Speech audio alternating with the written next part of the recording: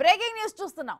విద్యుత్ కమిషన్ విచారణపై ఉత్కంఠ నెలకొంది. మాజీ సీఎం కేసీఆర్ జగదీష్ రెడ్డికి నోటీసుల నేపథ్యంలో మరో 2-3 రోజుల్లో వివరణ వస్తుందని కమిషన్ ఆశాభావం వ్యక్తం చేస్తోంది. ఒకవేళ ఆశించిన విధంగా కమిషన్ కు వివరణ ఇవ్వకపోతే కమిషన్ పరిధిలో చర్యలు తీసుకునే అవకాశాలున్నట్లు తెలుస్తోంది. దీనిపై హైకోర్టులో కేసును పవర్ కమిషన్ పరిశీలిస్తున్నట్లు సమాచారం. తెలంగాణ ప్రభుత్వం వాదనల తర్వాత హైకోర్టు ఉత్తర్వుల మేరకు తదుపరి నిర్ణయం ఉండనున్నది.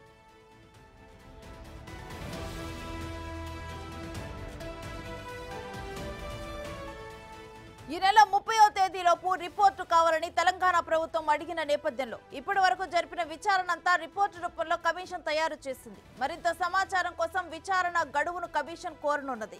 తమకు గడువు పెంచమని కమిషన్ ప్రభుత్వాన్ని కోరే అవకాశాలు ఉన్నాయి.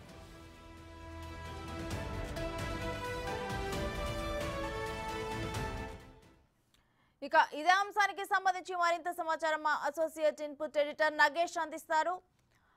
నగేష్, గడువు పెంచమని కమిషన్ ప్రభుత్వాన్ని కోరే అవకాశాలు ఉన్నాయా?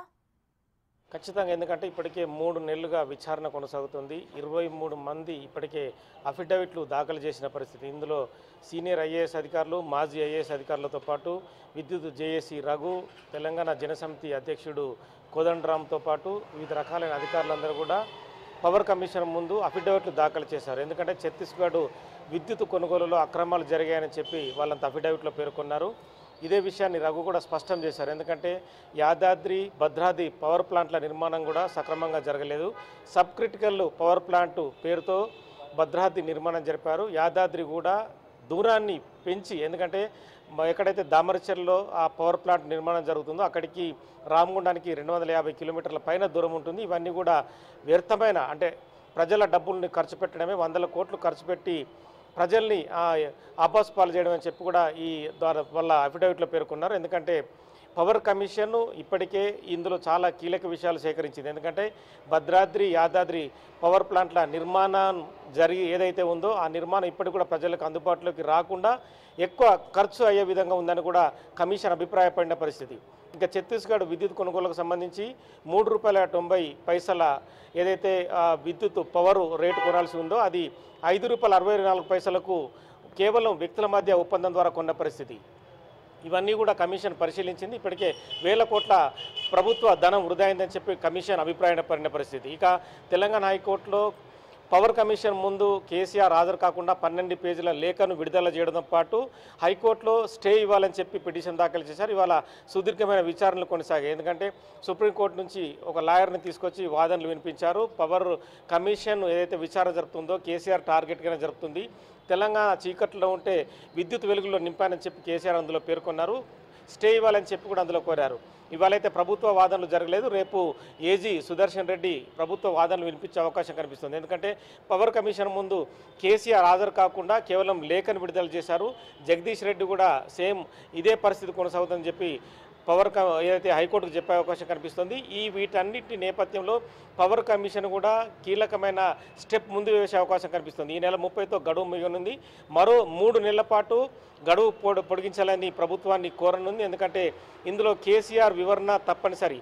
ప్రత్యక్షంగా కాకుండా పరోక్షంగా కూడా కమిషన్కి వివరణ ఇవ్వాలని చెప్పి ఎల్ నరసింహారెడ్డి కమిషన్ కోరింది. అయినా కూడా కేసీఆర్ ఇప్పటికీ ఎలాంటి వివరణ ఇవ్వలేదు. వివరణ ఇవ్వకుండానే హైకోర్టును ఆశ్రయించారు. హైకోర్టు చెప్పే తీర్పు పైన పవర్ కమిషన్ మళ్ళీ స్టెప్ వేసే అవకాశం కనిపిస్తుంది. ఎందుకంటే పవర్ కమిషన్ అనేది మాజీ జస్టిస్తో కూడుకున్న ఒక కమిటీ. ఆ కమిటీకి కూడా హైకోర్టు డైరెక్షన్ లీగల్గా చేయకపోవచ్చు. ఎందుకంటే హైకోర్టు మాజీ జడ్జిగా ఉన్న ఎల్ నరసింహారెడ్డి కమిషన్కి రాజ్యాంగబద్ధంగా చైర్మన్గా ఉన్నారు. హైకోర్టు ఏదైతే ఆ తీర్పు ఏదైతే ఉందో పవర్ కమిషనే విచారణ చూసుకోవాలి. ఒకవేళ కేసీఆర్ ప్రత్యక్షంగా కాకుండా పరోక్షంగా కూడా విచారణకు హాజరు కావాలన్న ఒక నిర్ణయం ఏదైనా వెలువడితే ఖచ్చితంగా పవర్ కమిషన్ ఈ కేసులో కీలకమైన స్టెప్స్ ముందుకేసే అవకాశం కనిపిస్తుంది. ఎందుకంటే మరో 15 రోజులు లేదా నెల రోజుల పాటు కమిషన్కు గడువిస్తే కనుక ఇందులో సుదీర్ఘమైన విచారణ జరిపి ఎంత మేర నష్టం జరిగింది, పవర్ ప్లాంట్ల నిర్మాణం, ఛత్తీస్గఢ్ నుంచి విద్యుత్ కొనుగోళ్ల వ్యవహారం కూడా పూర్తిగా ఒక రిపోర్ట్ని సబ్మిట్ చేసే అవకాశం కనిపిస్తుంది. ఇందులో దోషులెవరు, నిర్దోషులెవరు, ఈ వ్యవహారం ఎవరి కనుసన్నలో నడిచిందన్న కీలకమైన రిపోర్ట్ మాత్రం కొంత గడువు సమయం ఇస్తే మాత్రం ఖచ్చితంగా సబ్మిట్ చేసే అవకాశం కనిపిస్తుంది. నగేష్, ఒకవేళ గనక ఈ 2-3 రోజుల్లో ఇటు కేసీఆర్ నుంచి అదేవిధంగా జగదీష్ రెడ్డి నుంచి ఆశించిన వివరణ గనక రాకపోతే కమిషన్ పరిధిలో ఏమైనా చర్యలు తీసుకునే అవకాశం ఉందా? ఖచ్చితంగా చర్యలు తీసుకునే అవకాశం మనకు కనిపిస్తుంది. ఎందుకంటే ప్రభుత్వము రాజ్యాంగబద్ధమైన కమిషన్ వేసి ముందుకు వెళ్తుంది. గతంలో కూడా అసెంబ్లీలో ప్రకటన కూడా చేశారు. జగదీష్ రెడ్డి విద్యుత్ శాఖ మంత్రి, మాజీ మంత్రిగా ఉన్న ఇందులో కమిషన్ ఏర్పాటు చేయండి, లేదంటే మాజీ జడ్జితో విచారణ చేయించాలని చెప్పి అప్పుడు బీఆర్ఎస్ ఉన్న లీడర్లే డిమాండ్ చేశారు. ఆ డిమాండ్కి అనుగుణంగానే రేవంత్ రెడ్డి సర్కారు కమిషన్ వేసి మాజీ జడ్జిను నియమించింది. ఈ క్రమంలోనే ఖచ్చితంగా పవర్ కమిషన్కు విస్తృత అధికారాలు ఉంటాయి. ఒకవేళ పవర్ కమిషన్ ప్రభుత్వానికి రిపోర్టు సబ్మిట్ చేయడంతో పాటు పవర్ కమిషన్ పరిధిలో ఎలాంటి చర్యలు తీసుకోవాలి, ఆ పవర్ కమిషన్ లేదంటే కోర్టులకు పంపించి ఆ శిక్షలు వేసే విధంగా ముందుకు వెళ్ళే అవకాశం కనిపిస్తుందా, లేదంటే ఇందులో జరిగిన నష్టాన్ని ఎలా పూడ్చాలి అన్న కోణంలో కూడా పూర్తిగా వివరణాత్మకమైన ధోరణితో ముందుకెళ్ళే అవకాశం